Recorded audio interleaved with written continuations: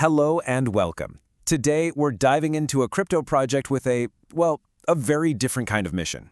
It's called GenaImpact, and it's a meme coin that says its goal is about way more than just speculation. And that really gets us to the big question we're tackling right from the start. Can a meme coin, a type of crypto that's often seen as purely for speculation, actually have a real positive impact on the world? Let's break down how this project claims it can be done. So on one side of the ring, you have your typical meme coin, right? It's often kind of directionless, just driven by pure hype.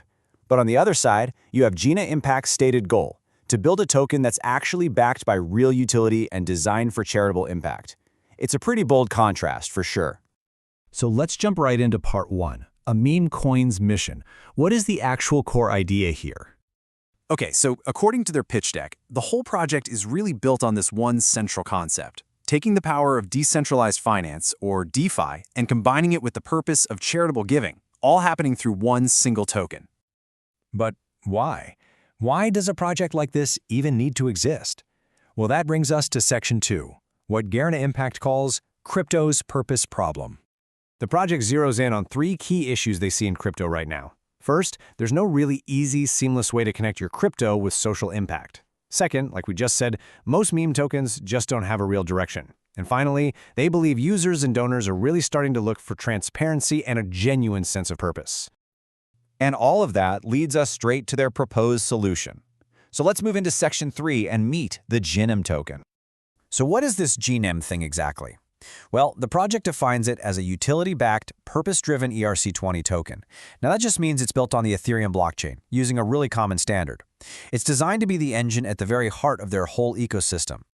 This slide really breaks down what they mean by utility into 4 key jobs for the token.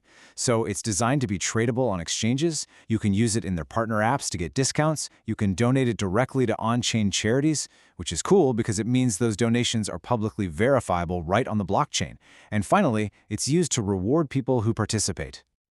Okay, let's dive into the really interesting part, the value feedback loop. This is the core engine that the project claims will create and sustain the token's value over time. So the model is laid out as a 4-step cycle. First, a user buys GeNIM. Then they either use it in an app or they donate it. Using it in an app gets them a discount. And that final step is the real key to their whole model. The project argues that this usage, whether it's for discounts or donations, is what drives ongoing demand for the token, creating what they call a self-reinforcing loop. This quote from their documents pretty much sums up the entire economic theory they're working with. Every feature used creates demand for GMIM. So in their world, the utility isn't just a nice little add-on, it's literally the main thing driving the token's economy. Here's a real-world example. With their partner app, TraderSensei, the normal fee is 1% in ETH, but users get the option to pay half of that fee in GNIM instead. The project's argument here is that this creates a direct financial reason for users to go out, get some GNIM, and use it to save on their E. All right, let's move on to section 5 and see how this all builds from a plan into actual projections of real-world impact. We'll look at the market opportunity and the project's own financial forecasts. So the project sees itself stepping into this massive $2 trillion plus crypto market. But more than that, it's trying to tap into this growing global interest in what's called impact investing.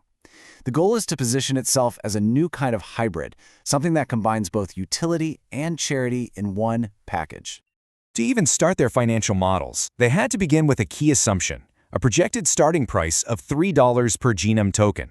This number is really the baseline for all their growth calculations. Now, check out their baseline forecast. This assumes they start with just 500 users. The project predicts that monthly revenue will grow from about $600 to almost $3,000 in that first year. At the same time, their model forecasts that what they call buy pressure, basically the demand for GeNIM tokens, will grow from around 125 tokens to nearly 600 tokens a month. This chart really spells out the project's argument for scalability. It's comparing the revenue from that small 500-user forecast with a much bigger forecast of over 100,000 users. According to their model, if they get to that scale, the projected monthly revenue could jump to over $250,000. And if we look at their roadmap, we can see what they say is done and what's still on the to-do list. The token launch and the integration with TraderSensei are checked off as complete.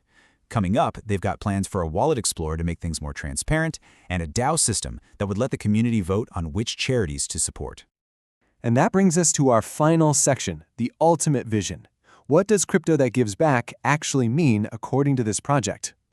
The project really boils its whole vision down to these three core pillars. The token is designed to fuel applications, to fund charitable causes, and, in doing all that, to reward the people who actually believe in and participate in the ecosystem.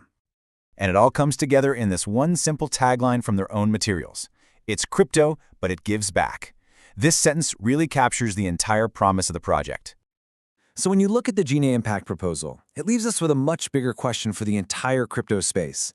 Could a hybrid model like this one that tries to bake utility and purpose right into a token's DNA, become the new standard for projects that want to have a real-world impact? It's a fascinating question for the future of this whole industry. Thanks for tuning in.